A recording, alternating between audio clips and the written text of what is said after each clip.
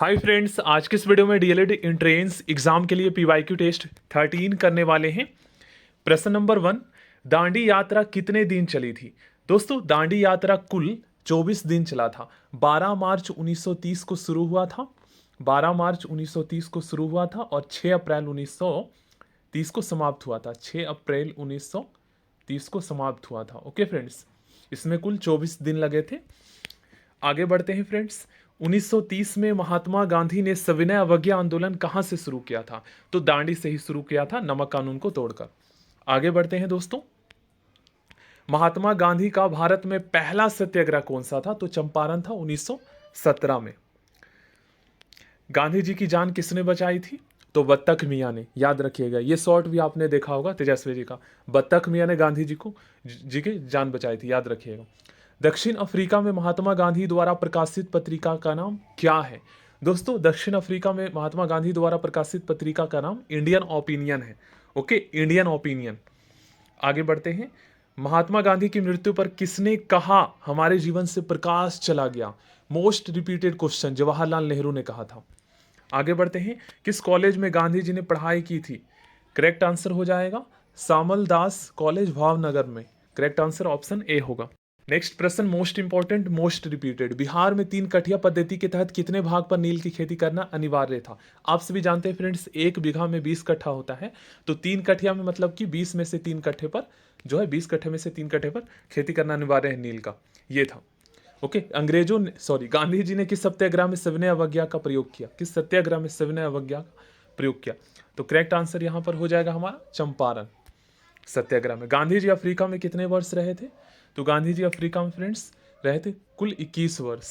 Okay, Mahatma Gandhi ने भारतीय राष्ट्रीय कांग्रेस के एकमात्र किस अधिवेशन की अध्यक्षता की थी? तो बेलगांव अधिवेशन 1924 की, ठीक ना। 1924 बेलगांव में हुआ था अधिवेशन वहां।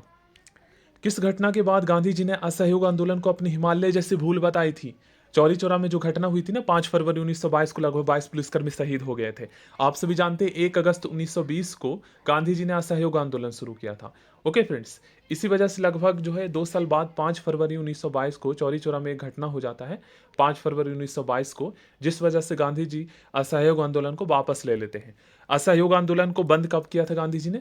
तो 5 फरवरी 1922 की घटना को देखते हुए 12 फरवरी 1922 को, एग्जैक्ट डेट याद रखना, 12 फरवरी 1922 को वापस ले लिया था।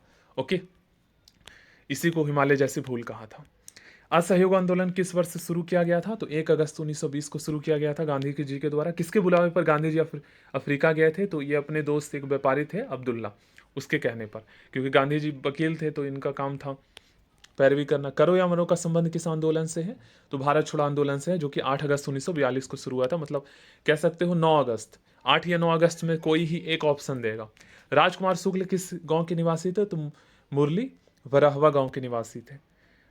महात्मा गांधी दक्षिण अफ्रीका से किस वर्ष लौटे थे? तो 1915 में लौटे थे, 1915 में। याद रखिएगा फ्रेंड्स, महात्मा गांधी जी जो है 9 जनवरी 1915 को दक्षिण अफ्रीका से भारत लौटे थे। भारत छोड़ो आंदोलन कब प्रारंभ हुआ? तो ये 9 अगस्त 1942 को हुआ था। 9 अगस्त 1942 को मुंबई के गवालियर टैंक स्थान से हुआ था, याद रखिएगा। गांधी जी भारतीय राष्ट्रीय कांग्रेस के अध्यक्ष बने, केवल एक बार बने थे, बेलगांव अधिवेशन में। बेलगांव अधिवेशन में गांधी जी ने पहला जन भाषण कहाँ दिया था?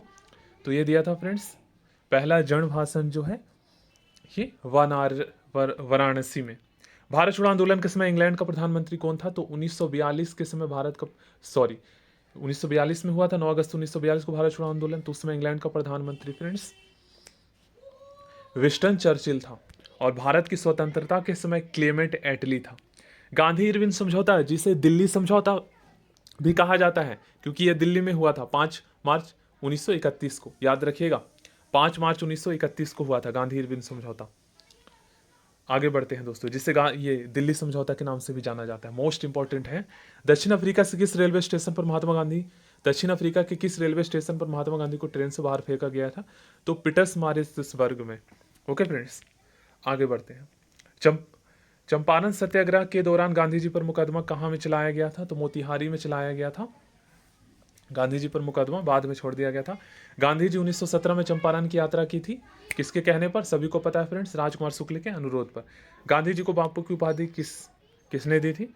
तो ये फ्रेंड्स गांधी जी को बापू की उपाधि जो है रविन्द्रनाथ टैगोर ने दिया था। वेरी वेरी सॉरी दोस्तों, देखिए यहाँ पर मैं कंफ्यूज हो गया।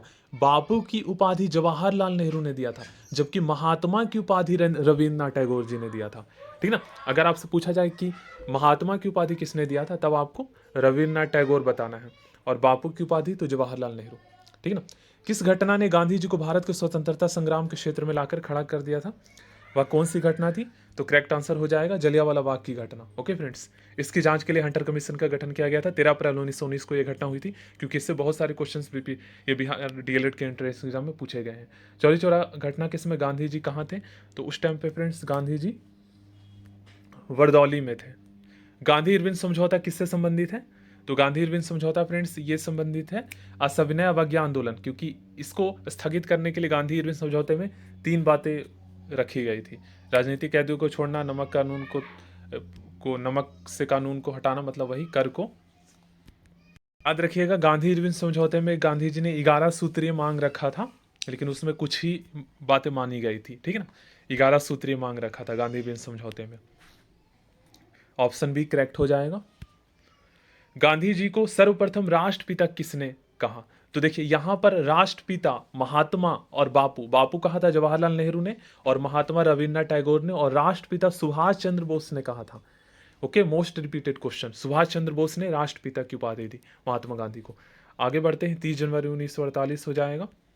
गांधी जी किस गोलमेज सम्मेलन में भाग लिए थे? तो गांधी जी फ्रेंड्स कांग्रेस की तरफ से द्वितीय गोलमेज सम्मेलन में भाग लिया था। ठीक है, कुल 3 सम्मेलन हुए थे। पहला हुआ था 1930 में, दूसरा 1931 में, और तीसरा गोलमेज सम्मेलन 1932 में हुआ था। तो भारतीय राष्ट्रीय कांग्रेस केवल एक ही बार गोलमेज सम्मेलन में भाग लिए थे, द्वितीय गोलमेज सम्मेलन में। ठीक ना?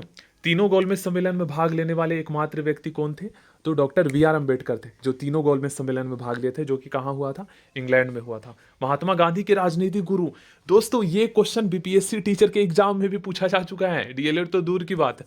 देख लिए, गोपाल कृष्ण गोखले हैं महात्मा गांधी के राजनीतिक गुरु। जो है ये गोपाल कृष्ण गोखले को मानते हैं महात्मा गांधी।